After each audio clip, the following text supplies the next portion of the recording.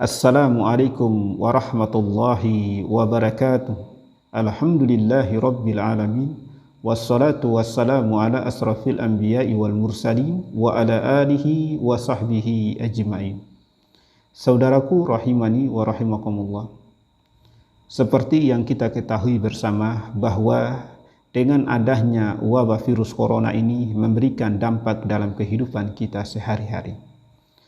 Di antara dampak itu adalah untuk sementara waktu tidak bisa mengerjakan sholat berjamaah di masjid dan juga sholat Jumat. Kedua sholat tersebut telah difatwakan oleh para ulama kita baik nasional maupun internasional. Namun ingat bahwa fatwa tersebut hanya berlaku kepada daerah-daerah yang dinyatakan oleh pemerintah setempat bahwa daerah tersebut masuk zona merah. Saudaraku rahimani wa rahimakumullah, apa yang dilakukan oleh para ulama kita dan imbauan dari pemerintah tersebut tujuan untuk kebaikan kita bersama. Di antara kebaikan itu adalah untuk memutus mata rantai agar tidak tersebarnya virus corona. Saudaraku rahimani wa rahimakumullah, namun ada sebagian orang yang memberikan pernyataan-pernyataan yang tidak dilandaskan dengan ilmu, yaitu kalau tidak Jumatan 3 kali bisa munafik, tidak Jumatan 3 kali bisa kafir, tidak Jumatan 3 kali bisa musyrik. Saudaraku rahimani wa rahimakumullah, berbicara tentang agama sangat hati-hati. Harus hati-hati, sebab berbicara tentang agama ini tanpa dilandaskan dengan ilmu, kelak akan dimintai pertanggungjawab di hadapan Allah Subhanahu wa Ta'ala. Saudaraku rahimani wa rahimakumullah, memang ada hadis ancaman bagi orang-orang yang tidak mengerjakan sholat Jumat 3 kali. Namun kita harus pahami hadis tersebut bahwa ancaman itu ditujukan kepada siapa? Imam At-Tirmizi, Abu Dawud, Ibnu Majah dan Imam An-Nasai menurunkan satu riwayat dari sahabat Rasulullah sallallahu alaihi wasallam an Abil Ja'di Ad-Damri anna Rasulullah sallallahu alaihi wasallam qala, bahwasanya Rasulullah sallallahu alaihi wasallam bersabda, man taraka salasa juma'in tahawunan taba'allah ala qalbihi, barang siapa yang meninggalkan salat Jumat 3 kali dikarenakan dia meremehkan, taba'allah ala qalbihi, maka Allah akan mengunci hatinya. Kalau di dalam riwayat yang dikeluarkan oleh Ibnu Hibban dan Ibnu Khuzaimah dengan matan hadis man tarakal juma'ata salasan min ghairi uzrin fahuwa munafik, barang siapa yang meninggalkan sholat Jumat tanpa ada uzur, maka dia termasuk, barang siapa yang meninggalkan Jumat 3 kali tanpa ada uzur, maka dia termasuk orang-orang munafik. Saudaraku rahimani wa rahimakumullah, Imam Asy-Syaukani beliau menjelaskan hadis ini dalam kitabnya Nailul Awtar. Beliau menjelaskan man taraka salasa juma'in, barang siapa yang meninggalkan salat Jumat 3 kali. 3 kali di sini baik berturut-turut atau tidak berturut-turut.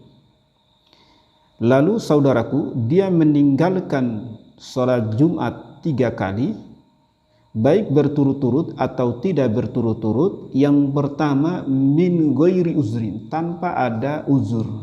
Dalam riwayat yang lain disebutkan min ghairi daruratin, tanpa ada kondisi darurat. Ya. Lalu yang kedua, dia meninggalkan sholat Jumat ini dikarenakan tahawunan, yaitu meremehkan, merendahkan syariat Allah, yaitu sholat Jumat. Ya.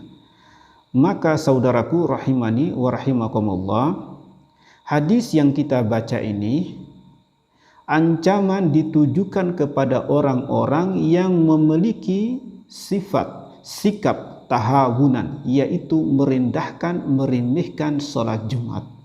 Orang yang demikian mendapatkan ancaman, taba'allah ala qalbihi, Allah mengunci hatinya. Imam Asy-Syaukani menjelaskan, yang dimaksud dengan hati dikunci oleh Allah Subhanahu wa taala adalah hati itu dijadikan seperti hati orang-orang munafik. Makanya riwayat Ibnu Hibban dan Ibnu Khuzaimah dengan matan hadis fahuwa munafik, maka dia termasuk orang-orang munafik.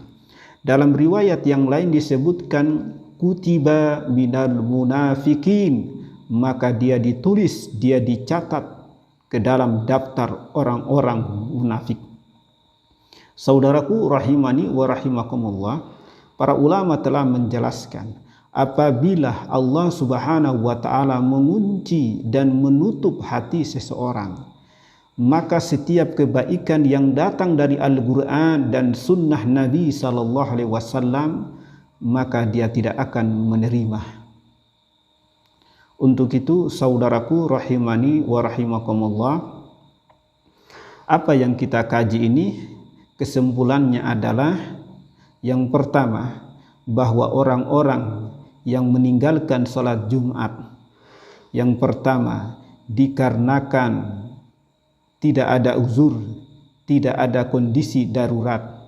Lalu yang kedua, dia meninggalkan Jumatan dikarenakan dia meremehkan, maka orang tersebut mendapatkan ancaman dari Allah Subhanahu wa taala dengan ditutup dan dikunci hatinya. Kesimpulan yang kedua adalah bahwa hadis itu tidak ditujukan kepada orang-orang yang memiliki niat untuk mengerjakan Jumatan. Saudaraku rahimani wa rahimakumullah, orang yang memiliki niat untuk mengerjakan sholat Jumat, namun niat itu terhalang adanya kondisi-kondisi darurat seperti yang kita rasakan sekarang, maka saudaraku rahimani wa rahimakumullah, dengan kondisi yang kita rasakan sekarang itu termasuk yang disebutkan oleh Nabi sallallahu alaihi wasallam, yaitu min ghairi daruratin, ya, kondisi darurat, di mana para ulama telah membahas apabila kondisi-kondisi darurat, kondisi yang menakutkan, maka seseorang boleh meninggalkan sholat berjamaah dan juga boleh meninggalkan sholat Jumat. Saudaraku rahimani wa rahimakumullah, hadis yang kami sampaikan ini telah dibahas oleh para ulama dalam kitab syarah hadis dan juga dibahas dalam kitab-kitab fikih. Untuk itu tidak boleh kita berucap sesuatu tentang agama ini kecuali dilandaskan dengan ilmu, sehingga apa yang kita sampaikan memiliki keberkahan di sisi Allah Subhanahu wa taala. Sekian, subhanakallahumma wa bihamdik, asyhadu an la ilaha illa anta, astaghfiruka wa atubu ilaik. Assalamualaikum warahmatullahi wabarakatuh.